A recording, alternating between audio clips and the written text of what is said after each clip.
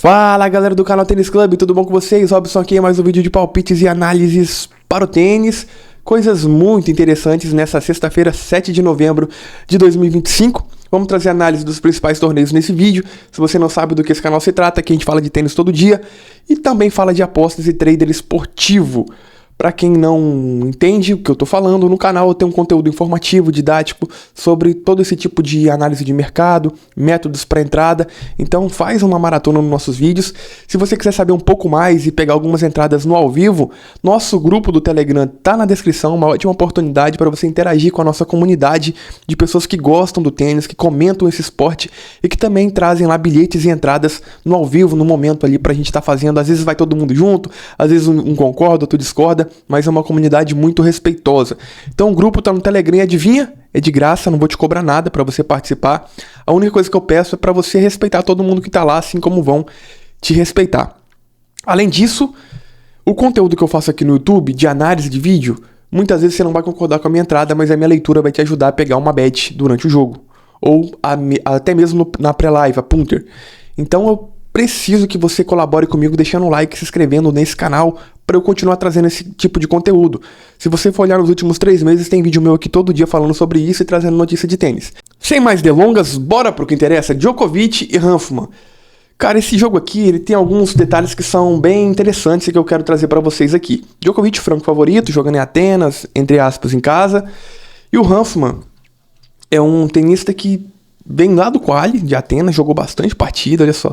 São 5 vitórias seguidas, o Djokovic jogou só 2. Mas o que eu queria mostrar aqui é o head-to-head, confronto direto. Djokovic ganhou os 2 confrontos. Aqui em Xangai, se eu não me engano, o Djokovic já estava sentindo um pouco físico. Nesse 2-0 aqui foi 6-3, 6-3. E aqui o Djokovic perdeu o primeiro set por 6-4.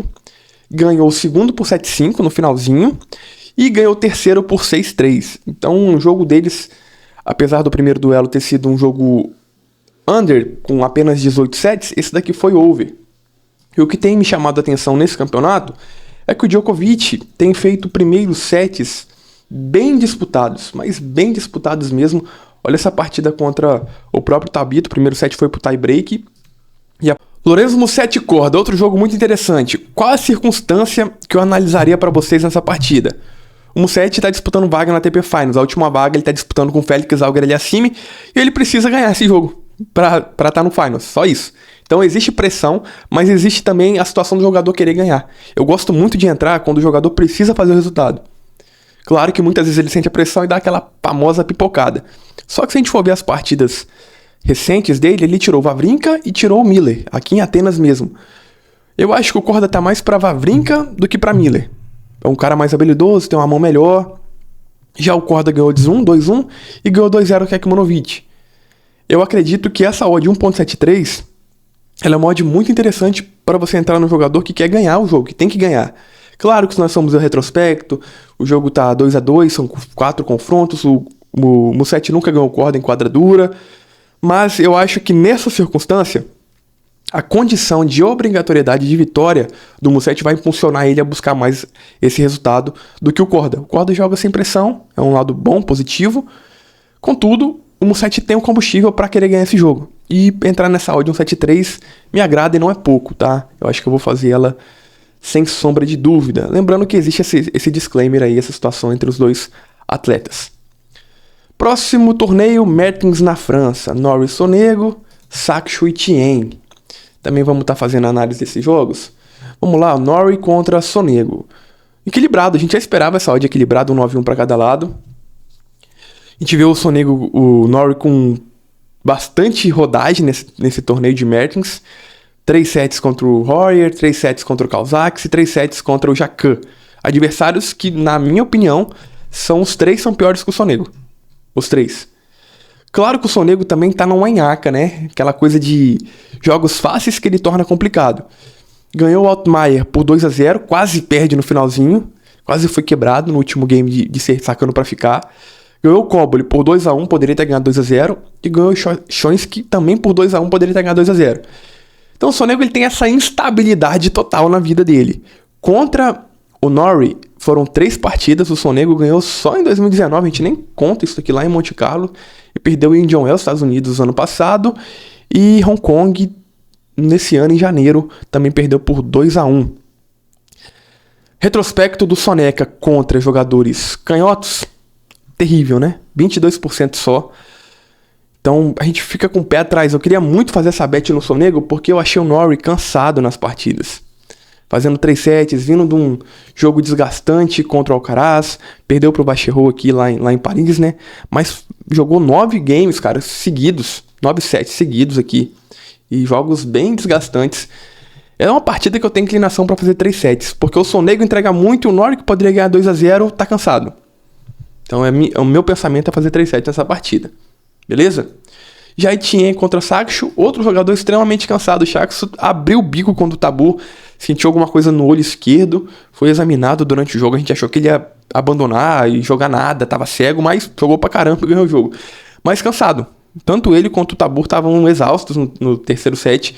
E o Etienne vem sólido, apesar de ter entregado alguma quebra pro Echag aqui, alguns breakpoints. Eu acho que foi mais desatenção e relaxo do jogador durante a partida do que propriamente tênis e condição física. Contra o Berrettini perdeu 7-1, apesar de ter jogado bem. Esse 7-1 teve uma quebra só à frente. O game que o Etienne deu mole, o Berrettini quebrou. Então foi um 2-1 contra o Berrettini, mas depois ele dominou, foi dominante no segundo e no terceiro set. Eles não tiveram confronto direto. Para mim esse jogo é jogo para handicap, tá?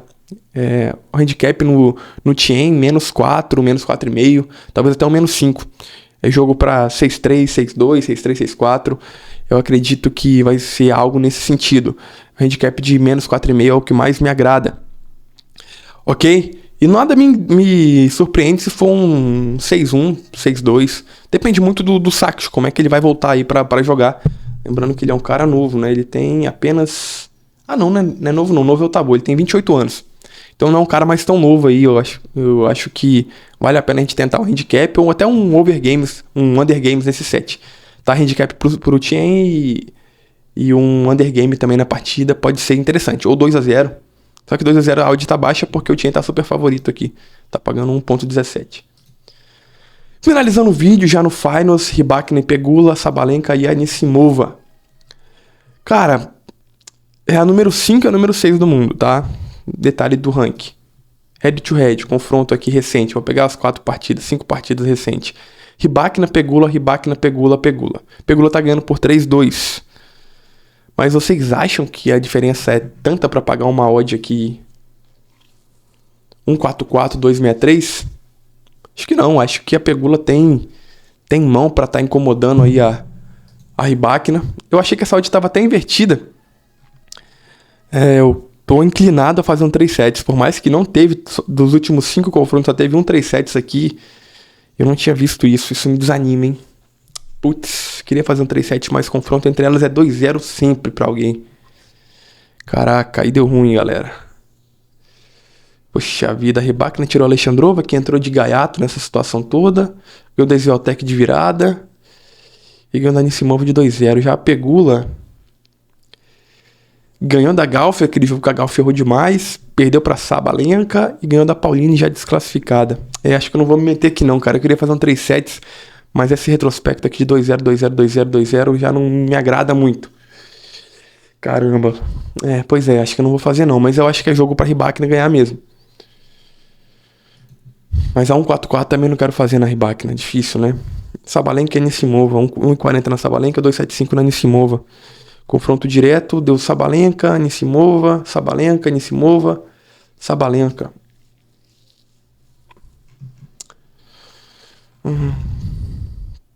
Cara, aqui tem um grande disclaimer, um grande porém, né? Sabalenka, ela começou mal o primeiro set contra a Gauff, né? Mas 1,40, sei lá. Eu acho que vai dar Sabalenka e Rybakina, né? Na final, quem sabe eu faço um bilhete. Só que o WTA é sempre difícil de confiar, né? A Anisimova também não tá passando tanta confiança. Apesar de ter ganhado a Swiatek 2-1 com muito erro da Swiatek. Ganhou uma Madison Keys com um ritmo de jogo bem devagar. Perdeu pra Rybakina. Cara, eu não sei se eu quero fazer aqui um 3 sets ou uma vitória da Sabalenka. Não sei, talvez eu faça o bilhete Sabalenka e Rybakina pra arriscar mais um pouquinho aqui, já que a gente não fez muita coisa arriscada essa semana. Mas não vou me meter muito nesse WTA não, achei que a odd estava invertida, achei que tinha uma bet aqui na Rybakina, mas não tem. Bom, galera, Se você quiser saber um pouco mais sobre o mundo do tênis e aposta esportiva, se inscreva no canal. Tem vários vídeos que a gente fala aqui sobre isso, e eu também ensino um pouco sobre trader. Se você quiser entrar nesse universo, vou deixar um vídeo no final aqui desse conteúdo para você estar acessando e entendendo um pouco mais sobre as apostas e o mundo do trader esportivo. Não esquece de deixar o like, e é isso. Valeu, falou, até a próxima.